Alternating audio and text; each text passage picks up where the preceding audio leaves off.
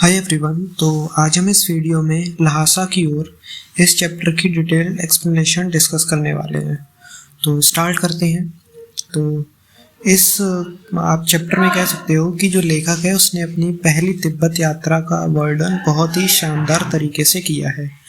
लेखक ने ये यात्रा 1929-30 में नेपाल के रास्ते से की थी, क्योंकि उस समय अंग्रेज़ों का गुलाम था और भारतीयों को तिब्बत में यात्रा करने की इजाज़त नहीं थी। उनको, हम लोगों को परमिशन नहीं थी, इंडियंस को। ठीक है, तो इसलिए लेखक ने ये यात्रा आप कह सकते हो छद्मवेश धारण, मतलब कि वेश बदल कर, दूसरा वेश रख कर की थी। तो वे अपने जो असली रूप में ना जाकर एक भिखारी के रूप में तिब्बत में यात्रा उन्होंने की थी, एक भिखारी का रूप लेकर। ठीक है, तो लेखक ने जब तिब्बत की यात्रा की थी तब फटी कलिडपोल का रास्ता नहीं बना था। जो भी मतलब वहाँ का था वो रास्ता नहीं बना था। उस समय नेपाल से तिब्बत जाने का सिर्फ एक ही रास्ता था। वैसे ये यूजुअली मतलब व्यापारिक और सैनिक रास्ता हुआ करता था, मिलिट्री और व्यापारिक काम के लिए। तो जिससे होकर जो मर्चेंट्स, व्यापारी या सैनिक थे वही जाते थे, परंतु इस रास्ते से नेपाल व भारत के लोग भी आ जा सकते थे। ठीक है, तो इसलिए लेखक ने इसे उस समय एक मुख्य रास्ता बताया है उस समय का। लेखक कहते हैं कि रास्ते में जगह जगह पर चीनी फौजियों की जो चौकियां और किले बने हुए थे जगह जगह पे। ठीक है, तो जिनमें कभी चाइनीज सोल्जर्स रहा करते थे, लेकिन अब वो पूरी तरह से टूट चुके थे और खाली पड़े हुए थे, खंडर तरह से कह सकते हो। लेकिन उन किलों के कुछ हिस्सों में वहाँ के किसानों ने अपना बसेरा बना लिया, इसलिए उन किलों के कुछ हिस्से आबाद थे, वहाँ पे लोग रहा करते थे। ठीक है, तो ऐसे ही एक चीनी किले, जो आप कह सकते हो जिसको छोड़ दिया गया था, खाली था, में लेखक और उनके जो मित्र थे उन्होंने चाय पीने के लिए वहाँ रुक गए। तब उन्होंने देखा कि उस समय तिब्बत में जाति पाति, ऊंच नीच, छुआछूत का भेदभाव बिल्कुल भी नहीं था और ना ही वहाँ की महिलाएं पर्दा करती थी। ठीक है, हाँ, चोरी के डर से निम्न स्तर के भिखारियों को घरों में घुसने नहीं दिया जाता। चोरी का डर था तो इसलिए भिखारियों को अलाउ नहीं किया जाता किसी के घर में घुसने। ठीक है, मगर अपरिचितों के घरों के अंदर आने जाने में कोई भी रोक टोक नहीं थी। अपरिचित द्वारा चाय का सामान देने पर घर की महिलाएं, जो कि यूजली बहू या सास होती है, उन्हें चाय बनाकर दे देती थी। अगर वो जैसे चाय वाय का सामान दे तो जो घर की महिलाएं होती हैं वो चाय बनाकर दे देती हैं। वहाँ कर मक्खन और नमक की चाय पी जाती है। ठीक है, अब चीनी किले से चाय पीने के बाद अब वो आगे चलने लगे तो एक व्यक्ति ने उनसे दो चिट्टे, मतलब कह सकते हैं परमिशन लेटर, राहदारी मांगी, जिसे राहदारी कहते हैं। ठीक है, ये चिट्टे उन्हें गांव के पुल को पार करने के लिए देनी पड़ते थे। पुल पार करने के बाद वो थोडला के पहले पड़ने वाले आखिरी गांव में पहुंच गए। ठीक है, यहाँ सुमति, जो कि आप कह सकते हो राहुल के बौद्ध भिक्षु के दोस्त, ठीक है, की पहचान होने के कारण भिखारी के भेष में होने के बाद भी उन्हें रहने की अच्छी जगह नहीं मिली, को अच्छी जगह मिली।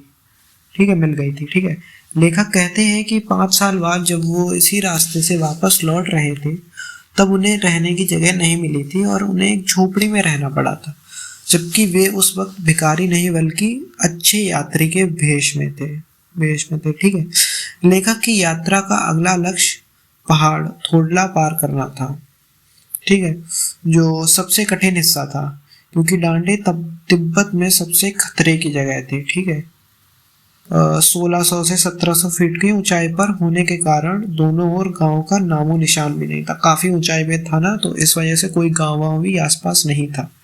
तो डाकुओं के छिपने की ये सबसे सुरक्षित जगह मानी जाती थी और सरकार भी इस तरफ मतलब की लापरवाही ज्यादा ध्यान नहीं देती थी, इसलिए यहाँ अक्सर लूटपाट व हत्याएं हो जाती थी। क्योंकि वे लोग भिखारी के वेश में थे ना, इसलिए उन्हें कोई चिंता ही नहीं थी, परंतु एक मन में डर जरूर बना हुआ था। यहाँ हथियार का जो कानून है वो भी लागू नहीं था, इसलिए लोग अपनी सुरक्षा के लिए हथियार रख सकते थे बिना किसी रोक टोक से। ठीक है, लेकिन थोडला पहाड़ की उस दुर्गम जो चढ़ाई थी ना, वहां जाना काफी मुश्किल था और जो उनका अगला पड़ाव था तो वहां से भी तकरीबन 16 से 17 मील की दूरी पर था वो भी। इसलिए दूसरे दिन उन्होंने धांडे की चढ़ाई घोड़े से की। ठीक है, अब पहाड़ के ऊपर पहुंचकर उन्होंने देखा कि दक्षिण पूर्व की ओर बिना बर्फ और हरियाली के नंगे पहाड़ उन्हें दिख रहे थे, और उत्तर की ओर जो पहाड़ थे ना उनपे कुछ कुछ बर्फ दिखाई उन्हें दे रही थी। वहाँ स्थानीय जो देवता का मंदिर वो भी बना हुआ था वहीं पर, ठीक है। अब पहाड़ से उतरते समय लेखक जो था ना उसका घोड़ा धीरे चलने लगा, जिससे उस जो उनके साथी थे ना वो आगे निकल गए और वो रास्ता भटक गए और वे बाएं रास्ते की ओर, मतलब कि जो कि गलत रास्ता था, वो 1.5 मील आगे चल दिए, ठीक है।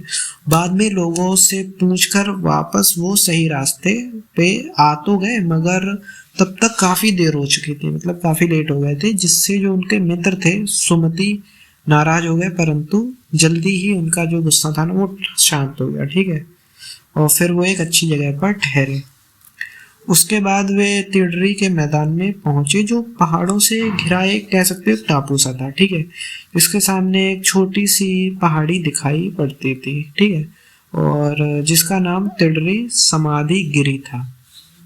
ओके, तो वहाँ आसपास के गांव में सुमति के बहुत सारे परिचित लोग भी रहते थे, इसलिए वो उनसे मिलना भी चाहते थे, और उन्हें बोध गया था कि बोध से गया से लाए कपड़ों के गंडे भी देना वो उन्हें चाहते थे, ठीक है।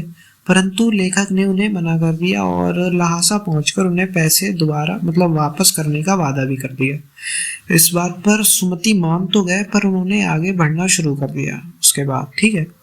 अब उन्होंने सुबह चलना शुरू नहीं किया था, इसलिए उन्हें कड़ी धूप में आगे बढ़ना पड़ रहा था, क्योंकि उन्होंने सुबह जल्दी नहीं चले थे। कूली ने ना मिलने पर वे अपना सामान पीठ पर खुद ही लादे और साथ में डंडा लिए चल रहे थे। अब सुमति यहाँ एक और यजमान से मिलते हैं, ठीक है, इसलिए उन्होंने यहाँ पर बहाना कर टोकर विहार की ओर चलने को कह दिया, ठीक है। अब तिब्बत की जमीन छोटे बड़े जागीरदारों के हाथों में बटी रहती थी, ठीक है। वहाँ की जो जमीन थी वो छोटे मोटे जो जागीरदार थे उनके हाथों हिस्सों में रहती थी। अब इन जागीरों का जो काफी बड़ा हिस्सा था वो बौद्ध मठों को भी जाता था, बौद्ध मठों के पास भी काफी हिस्सा था। अब वे अपनी अपनी जागीर में हर जागीरदार कुछ ना कुछ खेती खुद भी करता था, जिसके लिए उन्हें बेगार में मजदूर मिल जाते थे, ठीक है। बौद्ध भिक्षु भी खेती की निगरानी किया करते थे। अब लेखक शेखर का की खेती के मुखिया से मिले। उनके मठ में एक अच्छा सा मंदिर भी था और उसमें बुद्ध वचन की 103 पोथियां भी रखी थी, ठीक है। लेखक इन्हें पढ़ने में व्यस्त भी हो गए, ठीक है। इसी दौरान जो सुमति ने आसपास के जो यजमान थे उनसे मिलकर लेखक से पूछा, जिसे लेखक ने खुशी खुशी मान लिया, ठीक है। दोपहर तक अपने यजमानों से मिलकर सुमति भी वापस आ गए, ठीक है। तो चूंकि तिहड़री वहां से ज्यादा दूर भी नहीं था, इसलिए उन्होंने अपना सामान पीठ पर उठाया और वहां से विदा लेकर फिर वो आगे चल दिए। तो यही था इस स्टोरी में। तो I hope you have enjoyed this video. तो अगर आपका कोई डाउट या कुछ इशू हो तो आप कमेंट्स में बता सकते हो। So this is all about this video. Make sure to like the video and subscribe our channel. Thanks.